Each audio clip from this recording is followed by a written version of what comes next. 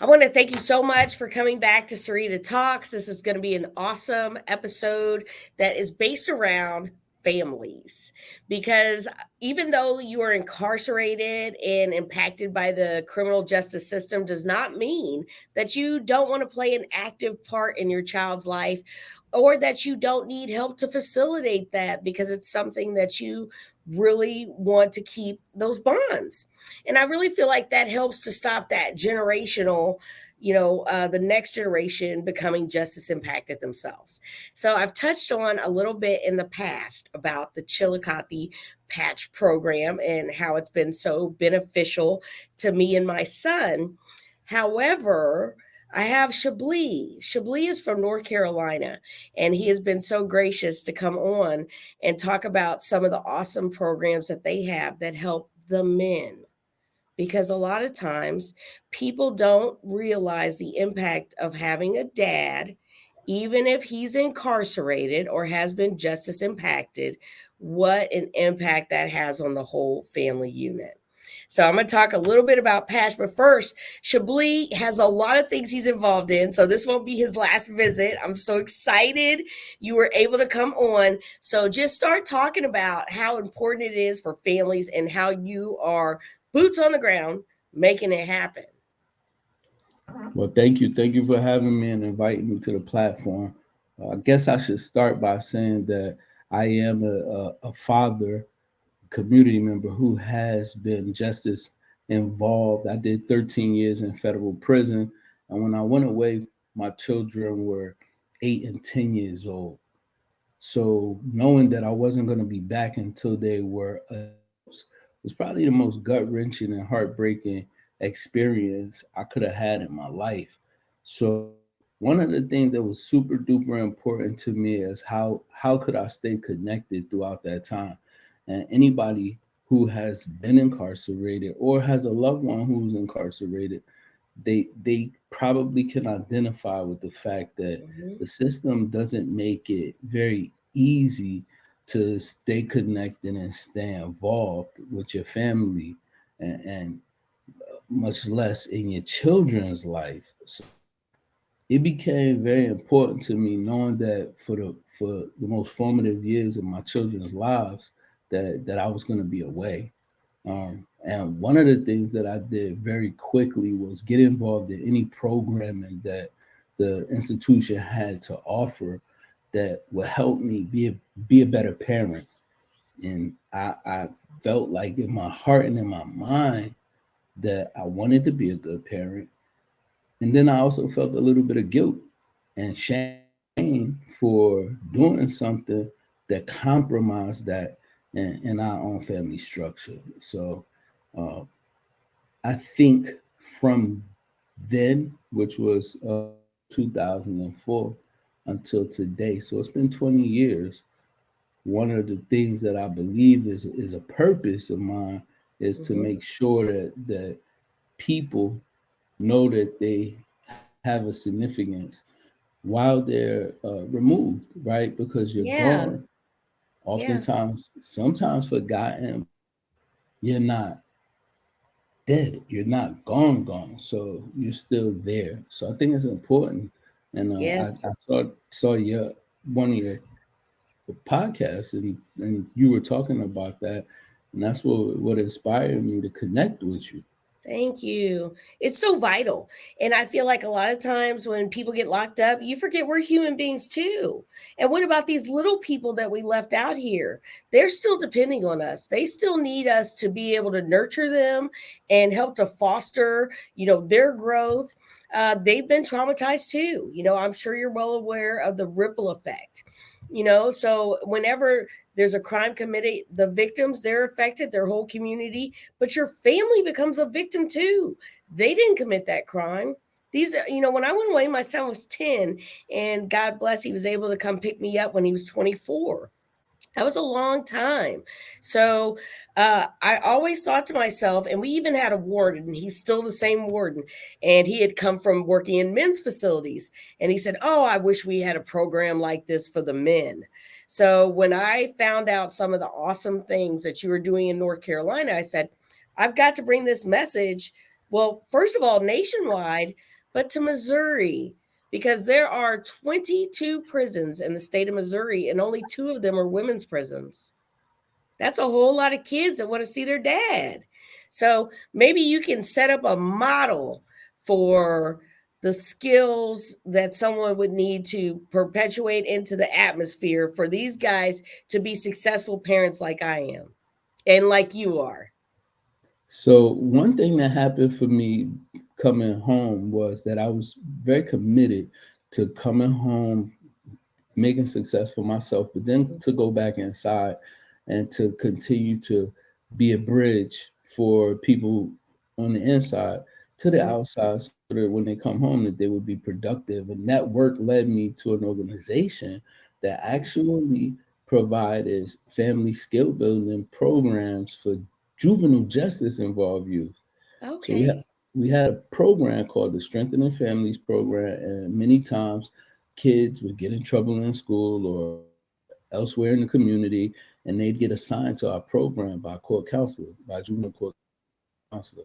And I started in that organization as a youth facilitator of the Mhm. program.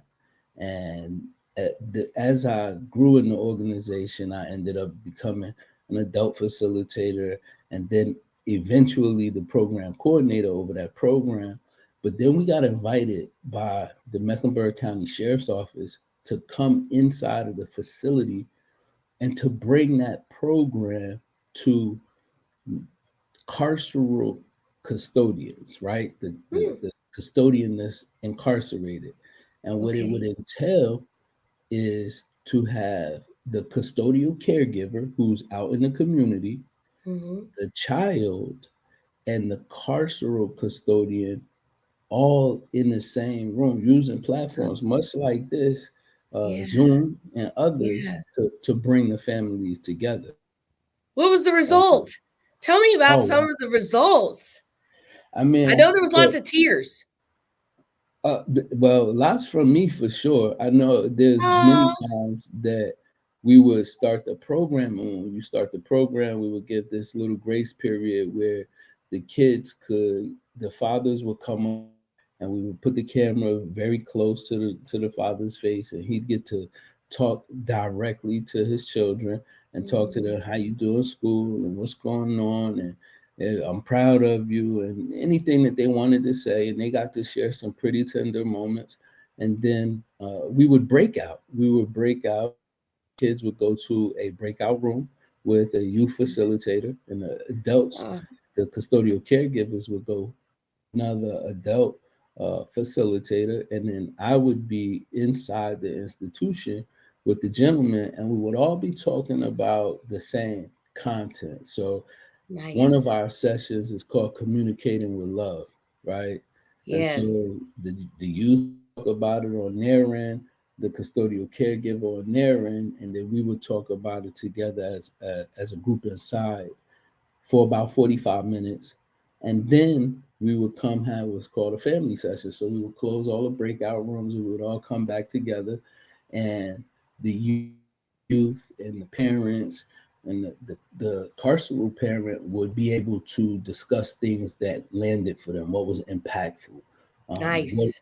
did they want to share after learning this. And so we would talk That, about that for about another 30 minutes. And then yeah. in the last few minutes, right before we really did our 2 minute takeaways, we'd allow the kids to once again have a one-on-one, so to speak. We'll have the father come up, sit down, we'll zoom the camera in directly on him so that he'd be the only thing on their screen. And they get to say good night and things of that nature. And Wow, that's beautiful. That is now. Is that about 2 hours? So it was an hour and a half, just given the constraints of the institution, what time the counts Yeah. were, and trying to make it at a time when most of the family would be home. So we would start at 8 o'clock, and by 9 o'clock, we would try to get the kids up to say goodnight so that they could get it in bed at a respectable hour, Yeah. and then we would finish out with the custodial caregiver and the carceral parent, and we would talk about what's going on. And all of that culminated in a contact visit. Our sheriff was very intentional about saying what he Nice. wanted to happen.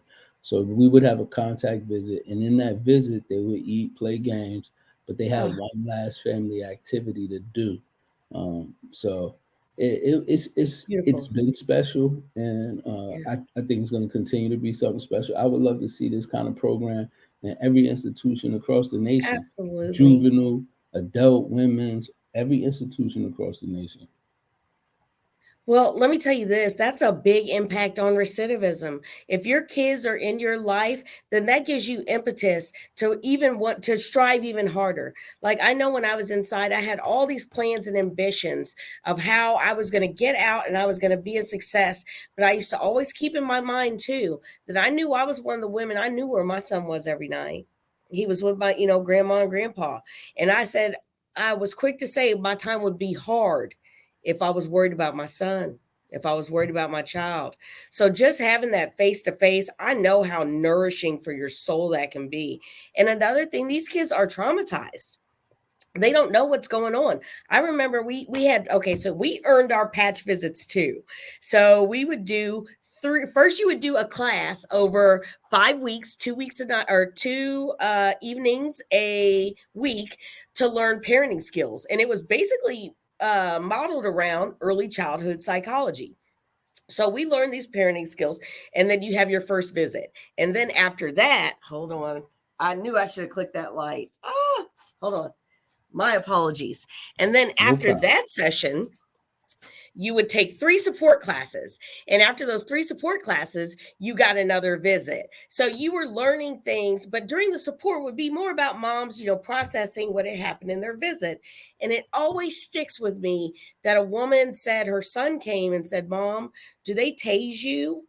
And she said no, because he had been watching TV and that was his impression. So sometimes those kids, they're scared for you. They're scared that people are going to know their parents are in prison. So experiences like this, an hour and a half, 2 hours, facilitated by a sheriff that knew the importance of family, can make the difference in someone's stay. Would you agree? Absolutely. So Yes. I don't know And it if gives you you something to look forward to. yeah, I don't know if you took the words right out of my mouth. I was gonna say I don't know if you ever read Viktor Frankl's Man's Search of Meaning, but he says any person who has a why can find the how.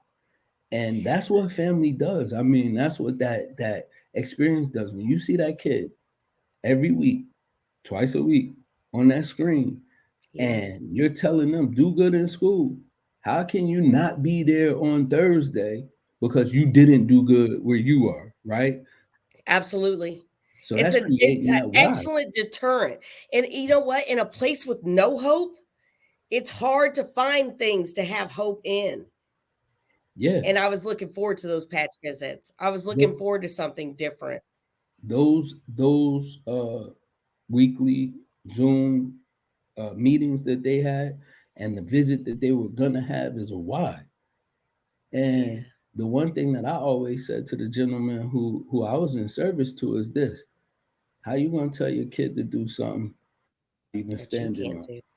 Yeah, you're Yeah. not standing on that same principle. You're gonna tell them you let a guard take you off your square Mm-hmm. to the effect that now you lost privileges that aren't just a privilege, it's a necessity. Your kid Yes. needs to see you. They don't just Yes. want to see you. The institution may call this a privilege, but Mm-hmm. this kid's right and necessity that you done already took away from them once.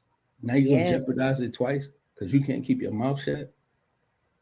And do you So feel like it's harder to implement programs with that just from a bureaucratic standpoint? That a lot of times they want to see the men as rough and not nurturers? Is it harder to get programs like this instituted for men than it is maybe for women? Because we have patch program in the two women's prison. We just have it in Chillicothe, but we also have programs similar to it in Vandalia. But like I said, there's 22 prisons. So the 20 men's prisons don't have a program like this. Do you feel as though in North Carolina that maybe there's a stigma about being a male in prison and being able to see your kids? well, now that may just be a societal dysfunction overall because Yeah. of how men view men. But no matter what, it's always going to take a progressive person and a Hmm. humanitarian to believe that one necessity, but two, something better for the individual and the community. Because that's what it is. That's what Chablis, it is. powerful. It's a humanity problem. It That's is right. a societal problem. It's not just Missouri. That's I'm right. so glad you put that out there, but you're doing great things. So throw out some contact info, throw out whatever you want to leave us with right now, because let me tell you, you're coming back and you're coming back fast.